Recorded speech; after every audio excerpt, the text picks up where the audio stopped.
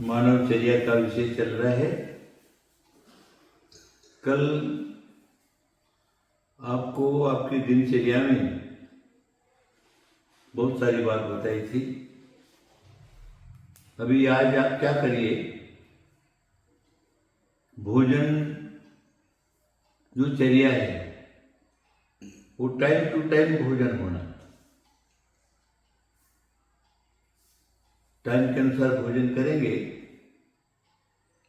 क्योंकि हमारे पेट के अंदर जो शरीर की जो यंत्रणा है, आमाशय है, पक्वाशय है, उनकी कुछ न कुछ जो क्या है वो प्रक्रिया रहती है। तुमने भोजन किया, तुमने पानी पिया, भोजन पानी रसादिक जो है, दूधादिक जो है तुमने लिया है, उसको रक्त मांस चर्बी आदि परिवहन होने में देर लगता है, क्योंकि उसकी आखिर मशीनरी है। मशीनरी तो अंदर जाने के बाद चलेगी ना। तो टाइम टू टाइम अगर आपने भोजन किया, भोजन करने के बाद सोइए मत। भोजन करने के बाद पेट पर हाथ मत फिराइए। भोजन के बाद कुछ समय के लिए हल्का सा शारीरिक व्यायाम होना, तो क्या होगा, आपका जो ब्लड सर्कुलेशन है, ब्लड सर्कुलेशन बढ़ेगा। आपने दूधादिक जो भी लिया है, पूरे शरीर के अंदर जो हमारी नसें हैं वो नशे में पहुंचाएगा उसको, और जिसमें जो परिवहन होना है वो सारा का सारा उस हिसाब से परिवहन हो जाएगा। फिर दिन में मत सोइए,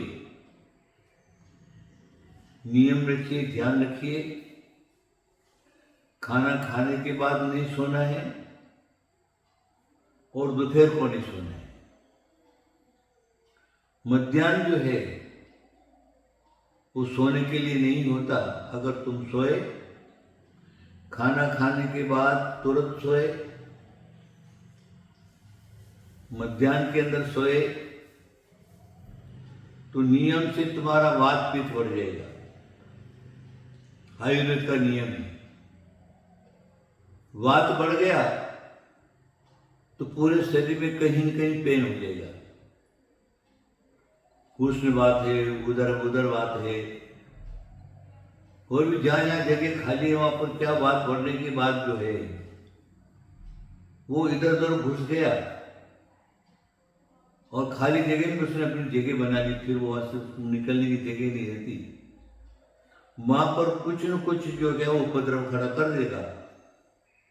वहां उष्ण वायु है तो वहां जलन शुरू हो जाएगी, या वहां ठंडक हो जाएगा, या वहां ब्लड सर्कुलेशन नहीं पहुंचेगा, कुछ न कुछ वहां तकलीफ आपको हो जाएगी। इसीलिए वात नहीं बढ़े, उसका हमें पूरा का पूरा ध्यान रखना है। दिन में सोने वाले का अवश्य ही वात बढ़ जाता है। नियम लिखा है, प्यासा भोजन नहीं करे और भूखा पानी नहीं पीए। अगर प्यास बहुत सारी लग रही है तो पानी पीने का, लिक्विड कोई भी चीज लेने का, उस समय भोजन नहीं करने का। और भूखा है तो पानी नहीं पीना, और प्यासा है तो भोजन नहीं करना। भोजन करने का क्रम भी मैं आपको बता देता हूं। भोजन का क्रम जो क्या है, पहले जब आप खाते हैं, भोजन करते हैं ना, बैठे, तो आयुर्वेद का नियम है पहले मीठा खाइए, फिर कुछ भोजन करिए, उसके बाद नमकीन खाइए, मुंह का टेस्ट बढ़ाने के लिए। तो वो सुयोग्य शरीर के लिए हो जाएगा। मीठे के अंदर भी कुछ भी घर के अंदर मीठा जो बनता है,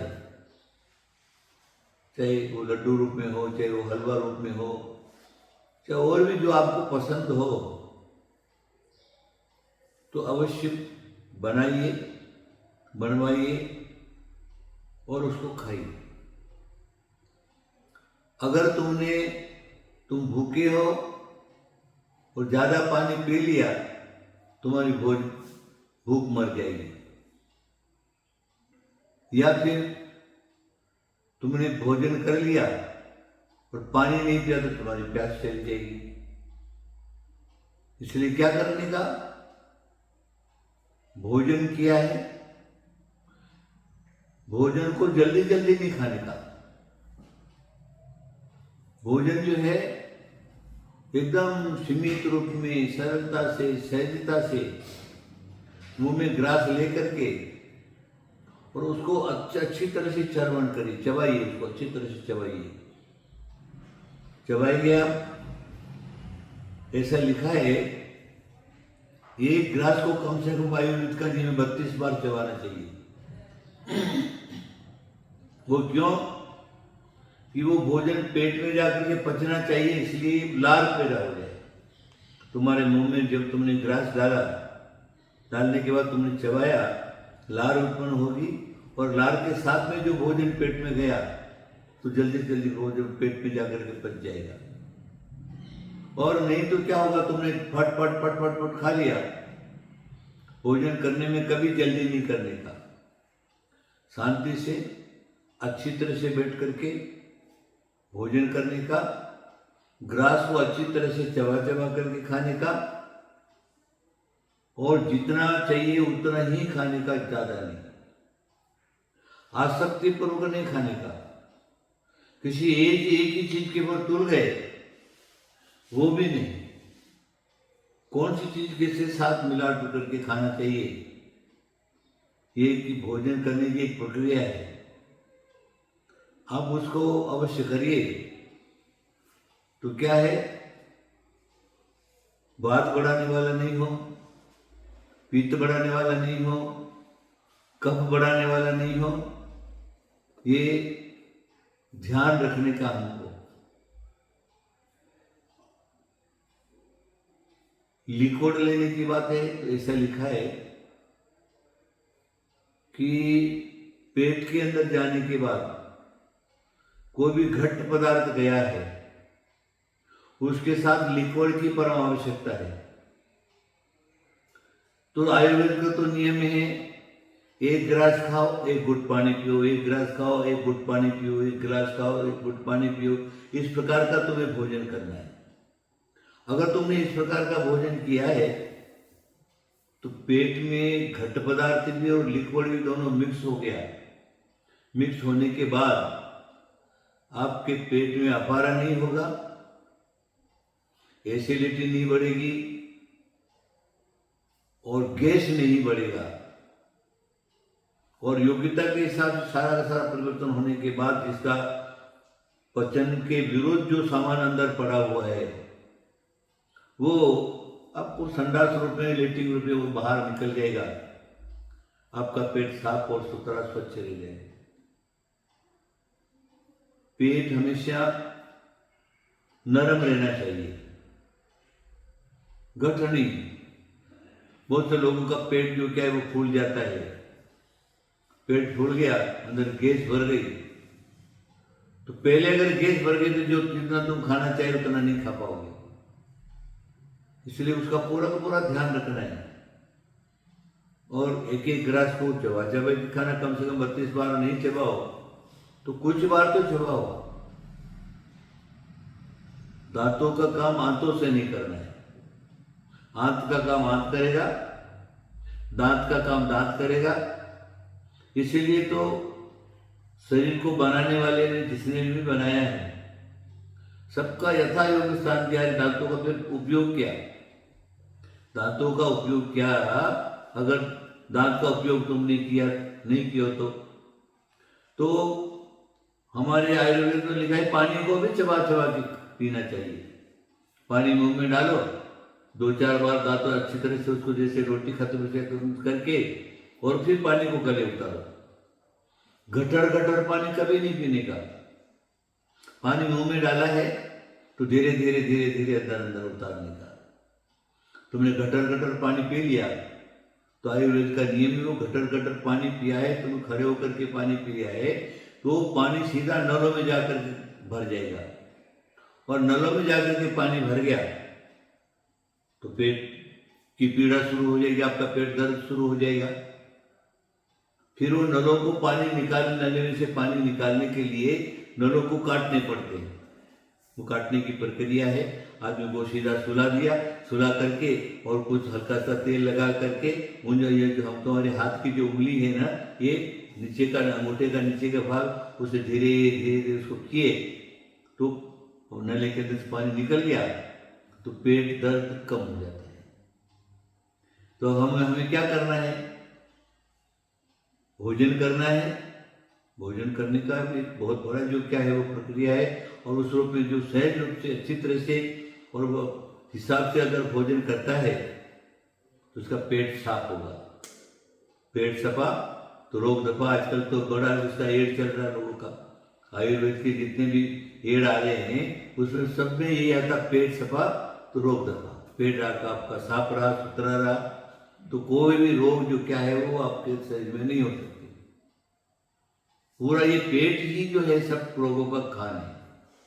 यहीं से सारे शरीर में अगर तुमने जो क्या उसको प्रक्रिया आपकी मालूम नहीं है और भक्कर भक्कर खा लिया और घटर घटर पी लिया तो फिर वो जब पेट में जाकर के तुम्हारा घटर घटर ही बना देगा, फकर फकर ही बना देगा। तुम्हारा पेट सही रूप से नहीं रह सकता है। पेट की पीड़ा हो जाएगी, पेटों आंतों के अंदर सूजन आ जाएगा, या और भी बहुत सारी चीजें ऐसी सूजन वगैरह आने की। तो तुमको पूरा का पूरा ध्यान में रखना है। दिन में नहीं सोना, वात को बढ़ाएगा, पित्त को बढ़ाएगा। उसके बाद कुछ समय फिर लो, 10-20 चक्कर लगा लो, फिर व्यापार धंधे के लिए चले जाओ। शाम हो गई, शाम होने के बाद नियम लिखा है, कोई धर्मात्मा रात्रि भोजन नहीं करे। सूर्य के समय, सूर्य अस्त के समय जो भोजन करता है, हमारे मार्कंडेय ऋषि ने तो लिखा है कि जो रात्रि में पानी पीता है, जैन धर्म को तुम अलग रख दो। जैन धर्म के हिसाब से प्रक्रिया जो है वो बहुत विकट प्रक्रिया है और उसको आप लोग नहीं पालन कर सकते। लेकिन स्वयं मार्कंडेय ऋषि जो हैं, हमारे हिंदुओं के अंदर बहुत बड़े ऋषि हुए, उन्होंने इसमें लिखा है रात्रि में पानी पीता तो खून पीने के बराबर है, रात्रि को भोजन करता है तो मांस खाने के बराबर है। इसलिए प्रत्येक व्यक्ति को भोजन करना है। शाम का भोजन तो सूर्य अस्त के पहले भोजन कर लेवे और फिर भोजन समाप्त कर देवे।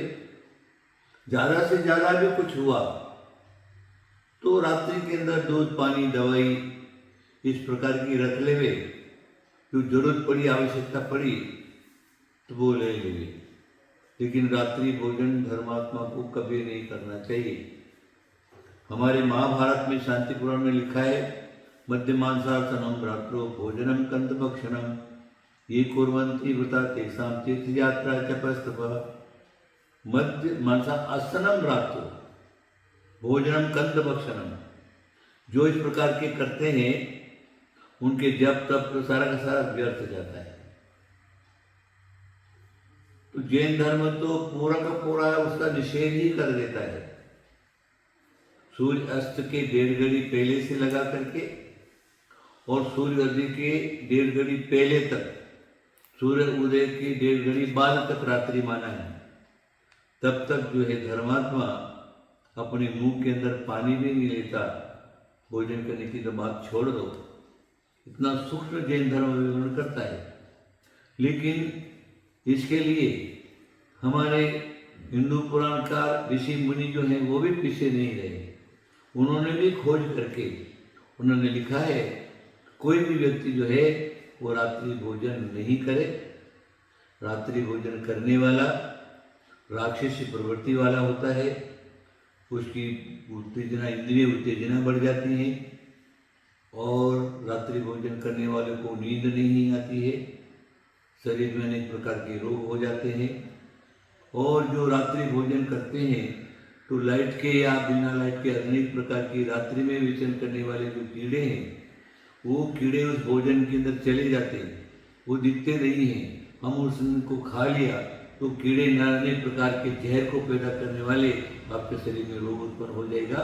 इसलिए हमको क्या करना है, हमको चाहे धर्मात्मा हो चाहे धर्मात्मा नहीं हो, हमारे शरीर को स्वस्थ रखने के लिए हमें रात्रि भोजन कभी नहीं करना चाहिए, निषेध है। और शरीर स्वस्थ रखने के लिए भी कभी रात्रि भोजन नहीं करना है। ये हमने आपको दिनचर्या का जो है वो माप हमने आपको बता दिया है। आप क्या करिए, उसका पालन करिए। आशीर्वाद आशीर्वाद आशीर्वाद।